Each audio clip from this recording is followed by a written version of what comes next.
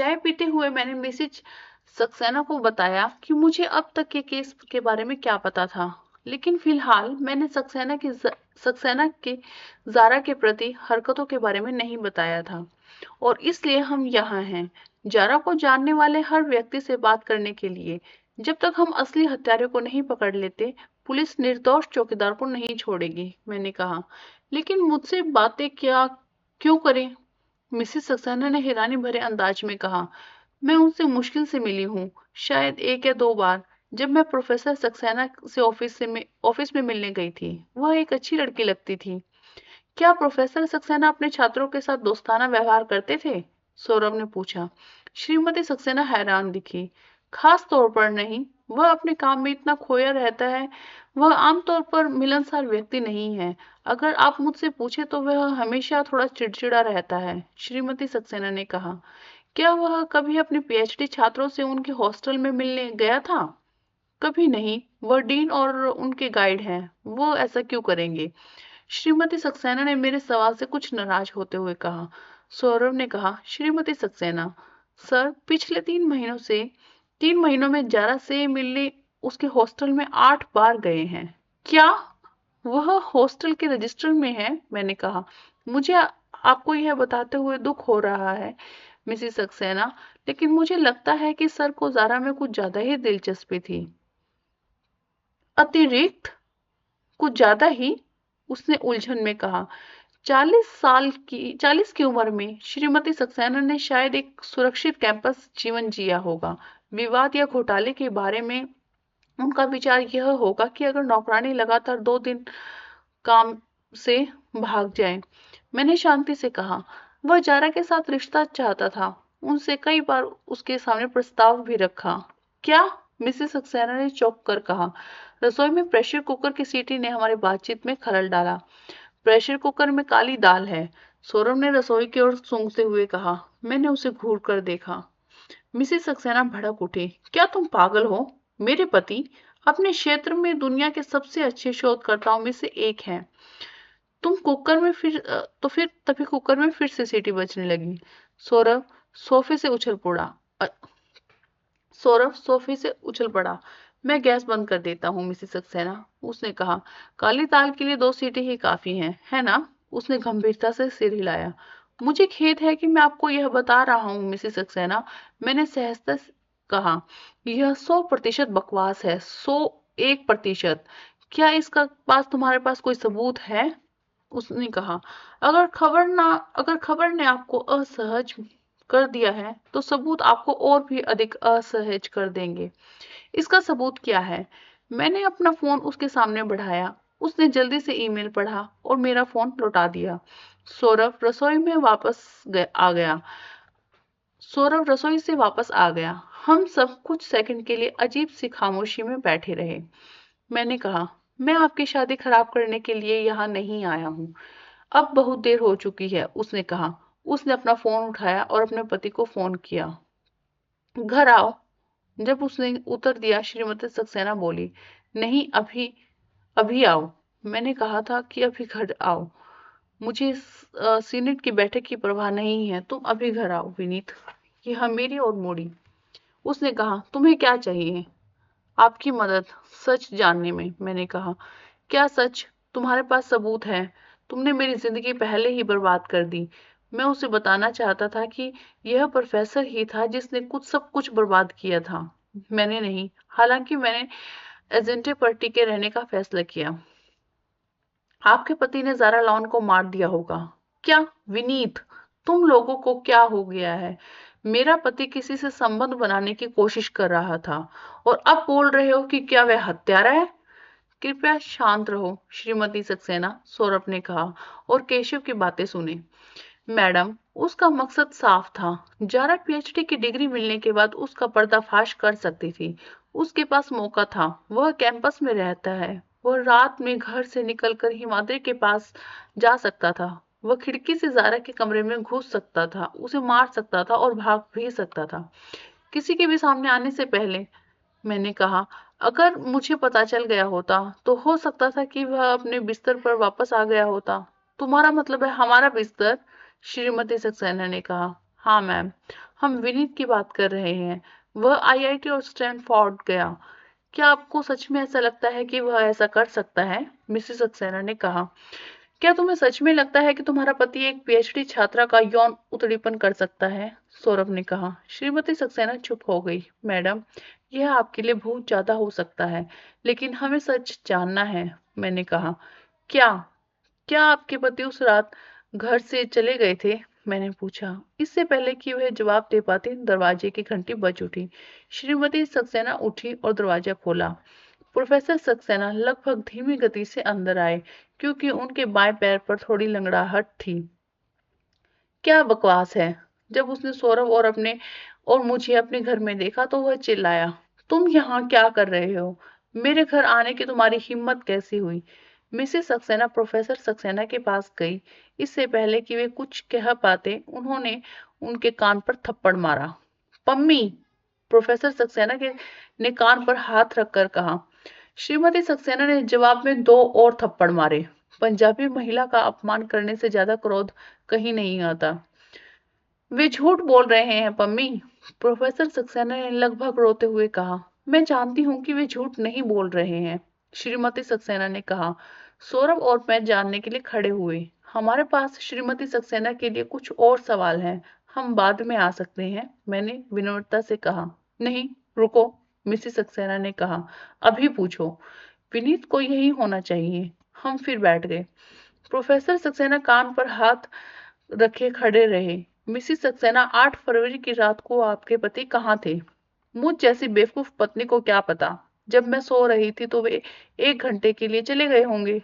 नहीं पम्मी, मैं कहीं नहीं गया। मैंने तुम्हारे लिए कैलिफोर्निया से कैलिफोर्निया में अपना करियर छोड़ दिया।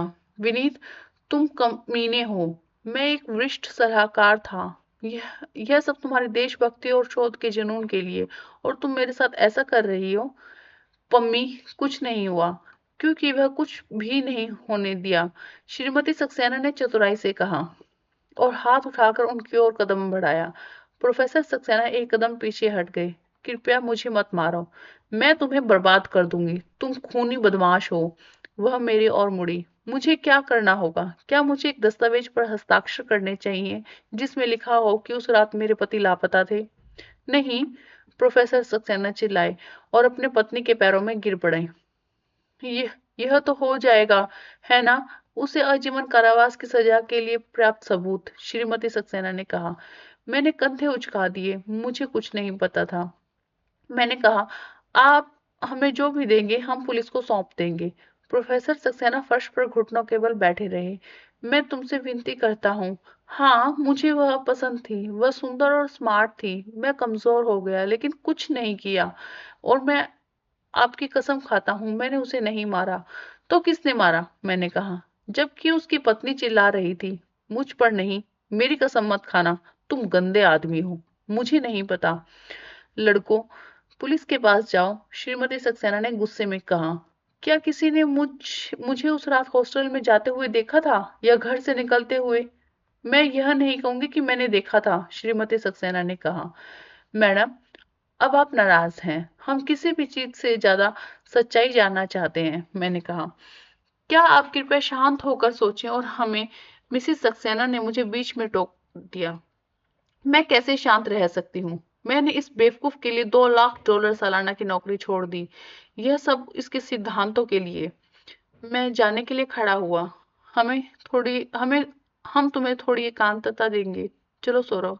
सौरभ ने दरवाजे पर कहा। जरूर। और मैडम, बस एक और बात। क्या? मिसिस सक्सेना ने कहा। प्रेशर कुकर बंद मत छोड़ना, काली दाल ज्यादा पक जाएगी। डीन सक्सेना, राणा ने होज होज खास स्टारबक्स में अपना extra hot full cream 8% fat वाले दूध और 100% फ्री लेटे को पीते हुए लगभग दम तोड़ते हुए कहा। सौरभ और मैं उनके सामने बैठे थे। इंस्पेक्टर राणा ने अपना कप नीचे रख दिया और जोर से रावण जैसी हंसी निकाली। हाँ, मैंने स्थिर आवाज में कहा, और आप भी सहमत होंगे कि इसके लिए पर्याप्त सबूत है। हाँ, राणा ने कहा और हंसना जारी रखा। तो आप हंस क्यों रहे हैं सर? सौरभ ने कहा।